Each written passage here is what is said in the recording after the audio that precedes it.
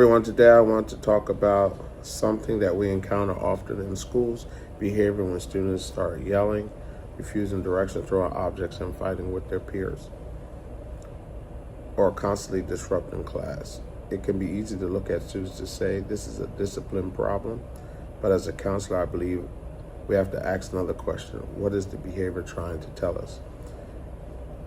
The Matthew Morgan case is a powerful example of why we question matters. Matthew presents with serious and emotional behavior concerns. But when we look beneath those behaviors, we see much more complicated picture that involves him, his behavior, that involves his mood, dysregulation, possible bipolar, related symptoms, depression, family disruption, and significant difficulties functioning socially and academically.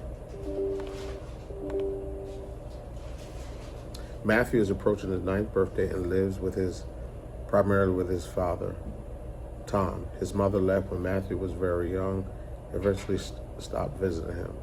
This is important because Matthew continues to struggle with his absence. He continues to struggle with her absence. He talks about it frequently, cries about it, sometimes overthinks.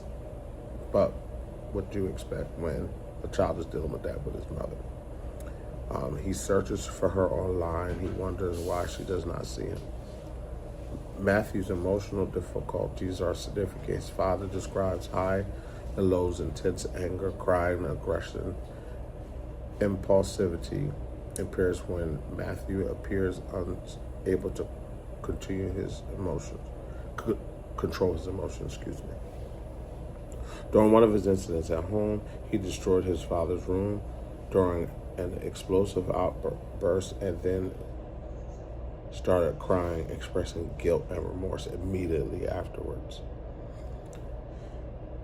There are also periods where Matthew's behavior shifts into opposite direction.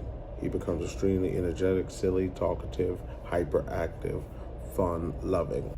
These difficulties are clearly visible at school. During a classroom observation, Matthew moved repeatedly because his emotional state. At one point, he sat at his desk angry, withdrawn after being reprimanded. Shortly afterward, he was enthusiastic, joined a group activity. When his peers stopped responding positively to his behavior, he became upset, threw chalk, threw himself on the floor, and eventually threw a book at the teacher because she did not select him. Matthew also has difficulty concentrating, completing homework, maintaining friendships, and responding appropriately to correction. Most concerning, he has cried at school and has made statements he wished he was dead. Diagnosis consideration. Matthew's case determines why diagnosis mood disorder in children can be extremely complicated. Using the DSM-5-TR framework, disruptive mood dysregulation disorder, or DMDD, involves severe recurrent temperature outbursts that are inconsistent with child's development level, along with persistent irregularity or anger between outbursts. The pattern is chronic, occurs across settings, and causes significant impairment. Matthew's behavior determines what we see. We don't see something because we think it's there. So because of that, he demonstrates several characteristics that could raise concerns about DMDD. His attitude or behavior is severe. His emotional reactions are often disproportionate to the situation, and his outburst occurs across home, school, and social settings. However, it's important distinction between DMDD and bipolar disorder. With DMDD, irritability and primary chronic and non-episodic. Bipolar disorder, in contrast, involves distinct episodes characterized by significant changes in mood, energy, and activity. Matthew demonstrates symptoms that raise concerns for bipolar-related conditions because we see more than anger. The case describes primarily appearance of usually increased energy, excessive talk, racing thoughts, increasing activity, giddy, silly, behavior decreased, need for help, and intense late-night activity. These appear contrast with times of depression, irritability, fatigue, crying, low self-concept, and thoughts about death. The casebook ultimately reports that Matthew was diagnosed with pediatric bipolar disorder, especially bipolar 2, and mixed features. His family history is also significant in these findings because his mother reportedly was also bipolar. But there's another lesson here for Matthew, which initially we thought to have had ADHD because of impulsivity, hyperactivity, and attention problems. After beginning, we realized his behavior escalated significantly. This illustrates the overlap among symptoms of ADHD, mood dysregulation, disruptive behavior disorder, and bipolar-related disorder. As a school counselor, we recognize symptoms, but we do not independently make clinical psychiatric diagnosis out of professional scope. Instead, we collect information, identify patterns, communicate concerns, address safety, collaborate with families, facilitate referrals, qualify mental health professionals. Matthew's symptoms often affect every area of his school experience. Academically, his difficulty concentrating, completing assignments, although tests indicates that his overall intellectual ability is high, average range he has written expression is approximately a year behind. This is important because the behavior could cause educators to underestimate his actual academic ability. Socially, Matthew struggles to maintain friendships. Other children sometimes tease or avoid him because they cannot predict how he will respond. One minute he may be cooperative and engaging, the next he may stay away, or another he's angry, aggressive, or tearful. Emotionally, Matthew has difficulty recovering from frustration, a correction from a teacher, rejection from peers, or not being selective for any activity triggers significant reaction. This is where educators must be careful. Mental health concerns does not excuse unsafe behavior, but understands that mental health concerns changes how we respond to the behavior.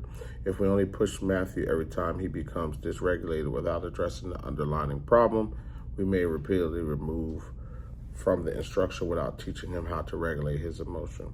The role of a counselor. This is where the counselor becomes an important bridge to mental health academic success. First, it will establish regular individual check-ins with Matthew. These meetings would allow him to monitor his anger, his mood, his triggers, reinforce his coping strategies, and determine whether his emotional functions is changing. Secondly, I will consult with his teacher instead of simply asking, "Was Matthew good today?" I would want a specific information when the behavior occurs. What happens immediately beforehand, how does it last, what helped him regulate, where there's a noticed change in energy, attention, and mood. I would also collaborate closely with Matthew, father, and with appropriate consent with professional guidelines and outside mental health providers. The goal is to create consistency between what the family, school, and treatment providers are seeing. The counselors can help everyone recognize that we are not working independently. The teachers see the classroom, the parents see the homes, the counselors see the patterns across the school environment. The outside clinician brings specialized mental health experts. When their pieces come together, we get a more complete picture of the child. I would recommend 3 primary supports for Matthew. First is structured check-in system, a structured check-in and out system. Matthew could briefly meet with his trusted adult at the beginning of the day, identify an emotional state, and prepare for the potential triggers. A short check-in later in the day, which review what went well and what needs additional support. Second, explicit emotional regulation instruction. Matthew the strategies that he can use before reaching the point of throwing objects or becoming aggressive. That could include recognizing physical warning signs, identifying emotions, breathing, grounding techniques, request a break, appropriate positive talk, practice ways to respond to frustration and peer reflect. Third, coordinate behavior and mood monitoring plan. Rather than only documenting disciplinary incidents, staff could monitor patterns involving mood, sleep, regulated fatigue, peer conflict triggers, concentration, escalation, and recovery. This information could help the school team outside providers use Matthew's function over time. The goal is not to remove expectations. Matthew still needs boundaries and accountability, but those expectations must be predictable, support, and pair with interventions. Finally, there's an ethical issue in Matthew's case that could not be ignored: student safety. Matthew has made statements that wishing he was dead, and assessment results indicate significant depression symptoms. School personnel should never assume that statements like these are simple attention seeking or frustration. If Matthew could communicate suicidal thoughts to me as his counselor confidentiality would have limits. I would follow established school and district suicide risk crisis response procedures, take appropriate steps to facilitate assessments of his immediate safety, involve parents or guardians on necessary school personnel, and connect with family and connect mental health services. Protect Matthew's privacy remains important, but confidentiality does not mean keeping information secret when there is a serious safety concern. Conclusion, I want to leave educators with one final thought. When Matthew throws a book, we see the book. When he yells, we hear the yelling. When he refuses the assignment, we see the refusal. But the school counselor has to help the team as a child behind those behaviors. Matthew's case reminds us that behaviors can communicate emotional distress, that this child does not yet have the word or skills to explain our responsibility not to diagnose every difficult behavior, excuse unsafe conduct. Our responsibility is to recognize warning signs, respond appropriately, collaborate with family and professionals, teach skills, protect students' safety, and make more mental health needs to not become barriers to educational success. Sometimes the most important question we can ask about a struggling student is not how do we stop the behavior. It is, what does the student need in order to be successful? And that's the shift in perspective that can completely change how we support a student like Matthew Morgan.